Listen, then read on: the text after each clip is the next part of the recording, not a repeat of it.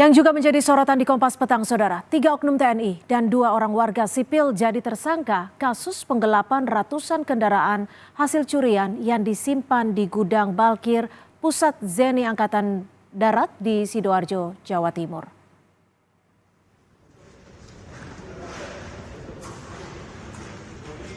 Inilah video saat TNI Polri menemukan ratusan unit kendaraan curian yang disimpan di markas TNI AD di Sidoarjo.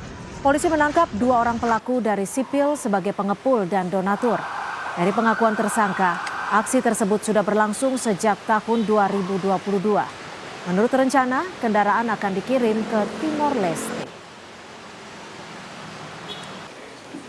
Laporan yang telah kami terima, selanjutnya kami melakukan upaya untuk penyelidikan dan berhasil menangkap 2 orang tersangka, di mana tersangka M ini berperan sebagai pengepul daripada kendaraan tersebut yang nantinya akan dikirim ke Timor Leste. Sedangkan saudara EI ini merupakan pengepul sekaligus yang memberikan biaya atau yang membiayai. Selain 2 orang tersangka dari sipil, 3 oknum anggota TNI pun diduga terlibat dalam sindikat ini. Ketiga oknum TNI yang saat ini telah ditetapkan sebagai tersangka dan ditahan adalah Mayor BP, Kopda AS, dan Praka J. Dalam kasus ini ada 3 personil kami yang ikut terlibat dalam kasus tersebut, yaitu diantaranya Mayor berpangkat Mayor dengan atas nama BP, kemudian Kopda AS dengan Praka J. Ketiga prajurit ini sudah kami tahan, kami lakukan pemeriksaan lebih lanjut. Sebelumnya, Saudara, Polda Metro Jaya bersama Pomdam 5 Brawijaya gagalkan upaya penyelundupan dan penggelapan motor hasil curian yang diduga melibatkan oknum TNI AD. Total ada 49 unit mobil dan 215 unit motor yang diduga hasil curanmor ditemukan di gudang Balkir Angkatan Darat di Buduran, Sidoarjo yang hendak diselundupkan. Kini barang bukti sudah berada di Polda Metro Jaya.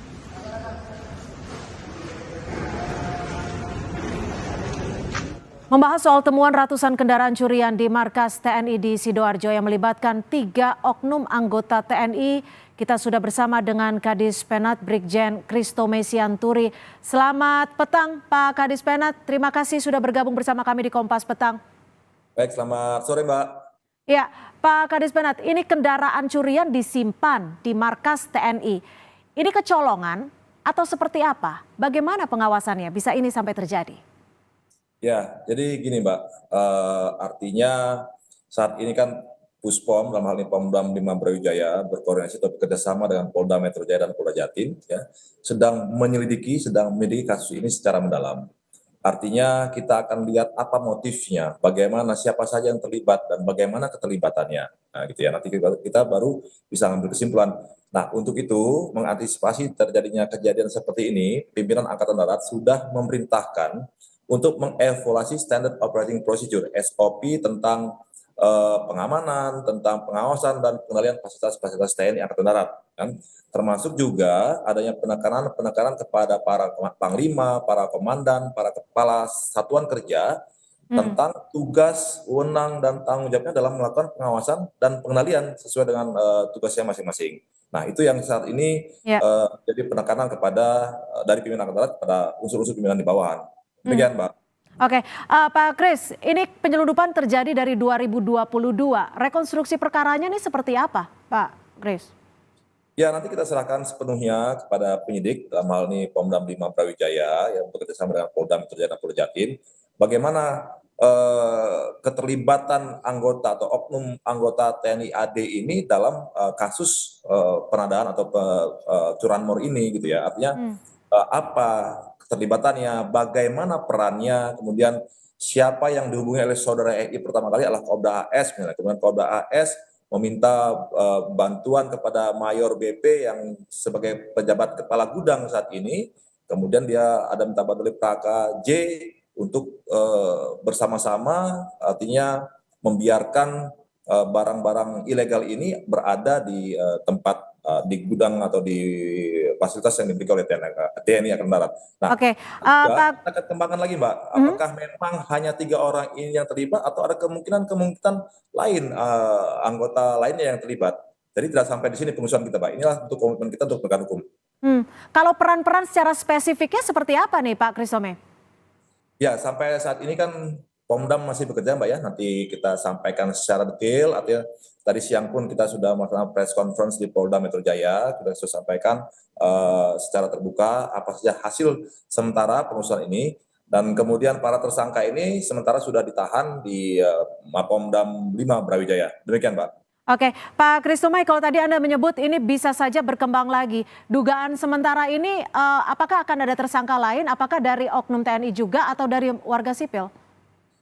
Ya, kemungkinan itu bisa saja. Artinya pada saat ini juga Pomdam 5 masih minta keterangan saksi-saksi, ada 8 anggota TNI dan juga ada 6 orang atau warga sipil yang diminta keterangan. Nah, dari situ nanti kan kita akan bisa melihat apakah saksi-saksi ini bisa meningkat dari tersangka atau ada tersangka-tersangka lainnya di luar yang sedang kita periksa ini. Demikian, Mbak. Oke, kalau peruntukan gudang yang dimanfaatkan ini tadinya seperti apa Pak Christome? Jadi Good Balkir ini kan di bawah Pusjat ya, Pusat Zeni Angkatan Darat. Good Balkir itu gudang pengembalian akhir. Jadi peralatan-peralatan zeni yang memang sudah selesai dipakai atau tidak digunakan lagi, nah ditaruh di situ, Pak, di tempat itu. Yang bertanggung jawab terhadap gudang ini apakah sudah turut diperiksa? Nah, justru kepala gudangnya itu Mayor BP tadi, itu yang saat ini sedang diperiksa. Dialah kepala gudangnya, artinya si Kopda AS ini meminta bantuan atau melaporkan kepada Mayor BP. Artinya kan kalau Kopda AS ini kan anggota Puspalat, Pusat Pelatihan Angkatan Darat. Nah, sementara Mayor BP ini kepala gudang yang di bawah Pusat Zeni Angkatan Darat. Nah, jadi dia meminta bantuan kepada Mayor BP tadi untuk menaruh barang-barang tadi, Pak, di gudang itu. Gitu. Oke, jika oknum AS sudah ditetapkan sebagai tersangka, lalu apakah atasan dari oknum AS ini juga sudah menjalani pemeriksaan? Ya, nanti kan kita lihat perkembangannya, Mbak. AS ini menghubungi siapa saja. Kemudian Puspom juga sudah meminta bantuan bank juga untuk menutup rekeningnya, melihat adanya proses transaksi dari Kopda AS kepada siapa saja, dari Mayor BP kepada siapa saja. Nah, nanti semua itu akan kita mintai keterangan. Demikian, Mbak. Oke, ada puluhan kendaraan roda 4 dan juga ratusan kendaraan roda 2. Untuk jaringannya ini apakah sudah diketahui berasal dari jaringan satu atau ada banyak jaringan yang turut terlibat? Nah, itulah yang saat ini sedang kita dalami.